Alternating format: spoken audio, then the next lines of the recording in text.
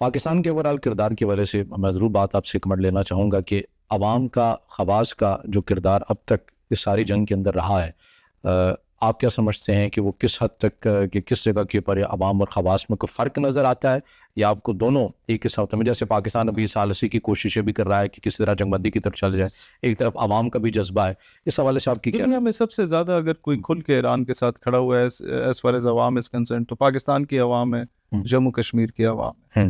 मतलब आप जम्मू कश्मीर को देखें, 1200 करोड़ उन्होंने, अभी तो ज़्यादा हो गया होगा, 1200 करोड़ रुपए उन्होंने 1 से 2 दिन के अंदर ईरान को डोनेट किया।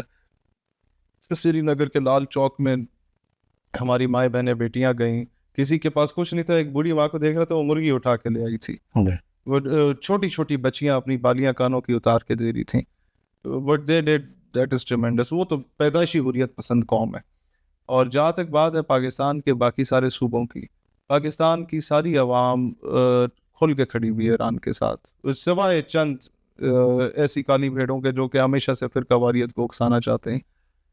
बाकी जहाँ तक गवर्नमेंट की बात है, अगर हम पाकिस्तान की गवर्नमेंट को कंपेयर करें as compared to the government of Saudia, Turkiye, Afghanistan, Misr and उर्दन, ये सारे मुस्लिम कंट्रीज से, तो मेरा ख्याल है पाकिस्तान की गवर्नमेंट का स्टैंस उन सबसे बहुत बेहतर है। Pakistan is the only country जिस पे इस वक्त ईरान ट्रस्ट कर रहा है कि अगर मुज़ाकरात के लिए आप कुछ करना चाहते हैं, ठीक है, हम आप पे ट्रस्ट करते हैं, आपकी नीयत साफ है। पाकिस्तान के अलावा उसने किसी को नहीं कहा मुज़ाकरात के लिए, और भी लोगों ने उसे कहा, उसने नहीं कहा कि आपकी नीयत साफ है। पाकिस्तान इज़ ए कंट्री के ईरानी पार्लियामेंट में पिछली जंग में भी नारे लगे पाकिस्तान तशक्कर के, आज भी पाकिस्तान जिंदाबाद के नारे लग रहे हैं, हमारे 9 शहीदों को याद करके जो अमेरिका ने शहीद किए अपनी एम्बेसी के बाहर। तो अगर तो पाकिस्तान ने वो करना होता बाकी मुल्कों की तरह, ठीक है, हमारी हुकूमत के अंदर एक गुलामाना जहन ज़रूर है, लेकिन वो अपने सर्वाइवल की हद तक है। अगर आप ये देखें कि हमारे हुक्मरान अगर इस्लाम की गद्दार है तो नहीं, वो नहीं।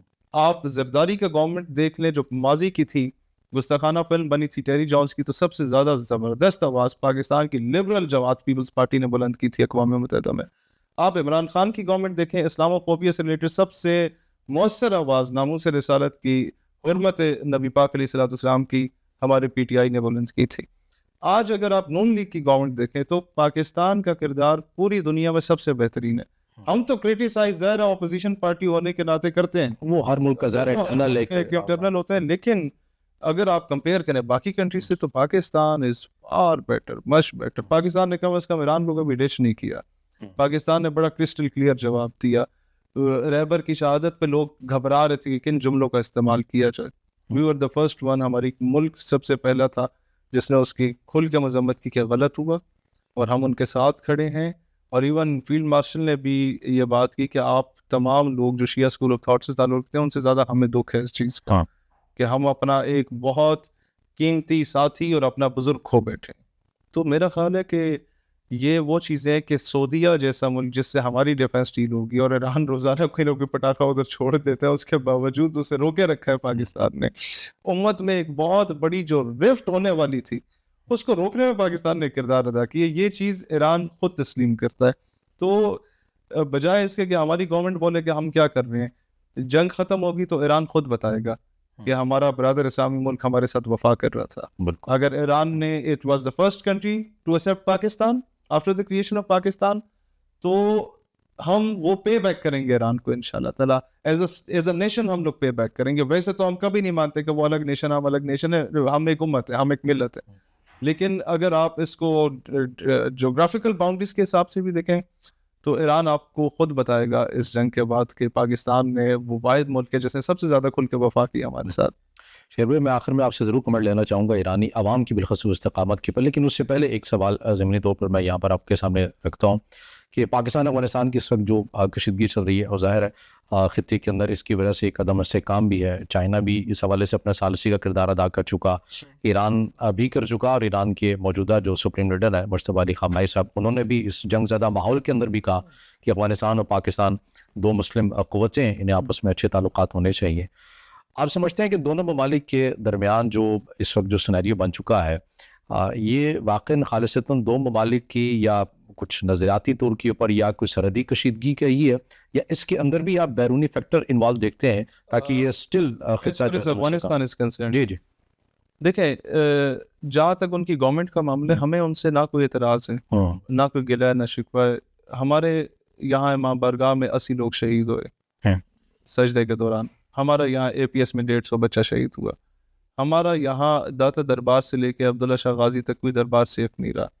हमारा यहाँ पर कोई बन्नू का, हंगू का, कोहाट का बाजार सेफ नहीं रहा। वो सब पे अटैक्स हुए, हमने बर्दाश्त किया। हमने कहा जी हम TTP से लड़ेंगे, हम BLA से लड़ेंगे जो वो बलूचिस्तान में कर रहे हैं। हम उनके ठिकानों पे जहाँ से वो ओरिजिनेट होके आ रहे हैं, बैरूनी मुदाखलत तो है, वो तो एक बनिया हमें अनफॉर्चुनेटली ऐसा पड़ोसी मिल गया जो कि पाकिस्तान को डे फर्स्ट से एक्सेप्ट करता नहीं है, अखलाकी तौर पे भी एक्सेप्ट नहीं करता, मॉरली वो मतलब जहाँ पर एक मुशर्रफ गुजरात की हुकूमत हो, वो उसकी पूरी कोशिश होगी कि वो मुसलमानों को मिलान करे। 2019 या 20 की 18 या 19 की बात की, मैं उम्रे पे था, 12 रबीउल अव्वल का दिन था, मस्जिद नबी में हम लोग बैठे हुए थे। उस वक्त फैसला आया था बाबरी मस्जिद जो शहीद हुई थी उसकी जगह राम मंदिर बनेगा। मतलब जिस मुल्क की सुप्रीम कोर्ट इस तरीके के फैसले ऐसे मुकद्दस दिन को देख के मुसलमान अपने नबी की आमद की खुशी मना रहे हो और अचानक एक आप उन पे एटम बम गिरा दें, तो उससे तो आप कोई भी तवक्को कर सकते हैं। तो वो बैकिंग कर रहे हैं सारी चीज़ों को। जहाँ तक अफगानिस्तान की बात है, अफगानिस्तान और पाकिस्तान का मामला इसी तरह जिस तरह पंजाबी और पठान का मामला होता है, सिंधी और बलोची का मामला होता है, और महाजिर और सिंधी का मामला होता है। हम इसे पाकिस्तान के इंटरनल मैटर समझते हैं कि आज नहीं तो कल हम दो भाई हैं, हमारी फिर सुलह हो जानी है। और हमारा सिर्फ उनसे एक ही मुतालबा है कि BLA और TTP को जो है वो पुष्ट बनाई। मेरा नहीं ख्याल कि अफगानिस्तान उस तरीके से कर रहा है। उसकी मजबूरी ये है कि उसके इख्तियार में कुछ नहीं है। वहाँ पर उन्हें पता है कि हम TTP को रोकेंगे तो हमें मारेगी। तो इस तरीके के भी मामला है जिस पे हमें उनसे गिला होता है कि एक दहशतगर्द मेरे घर घुस जाता है, वो मेरे बच्चों को मारता है, फिर मैं रिटेलिएट करता हूँ तो मैं दहशतगर्द को मार दूं, बच्चे तो मेरे गए ना।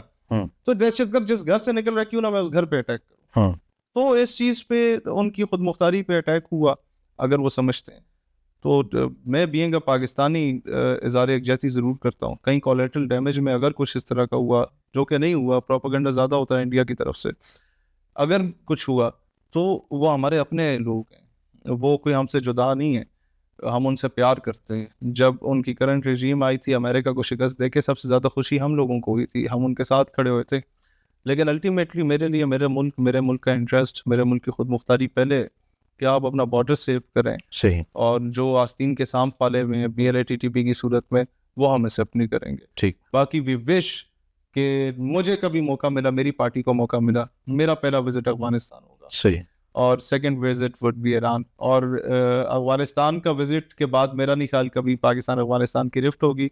और ईरानी सदर को लेकर मैं हिजाज की मुकद्दस धरती पे जाऊंगा। सही। मैं कोशिश करूंगा मुसलमानों का एक जॉइंट वेंचर हो, मिलिट्री में भी और हर जगह पे हम लोग एक पेश पे हो। कभी कोई तीसरी कुव्वत आगे हमें लड़वाई नहीं। सही। तो ये किरदार पाकिस्तान नज़रियाती पार्टी। बहुत खूब।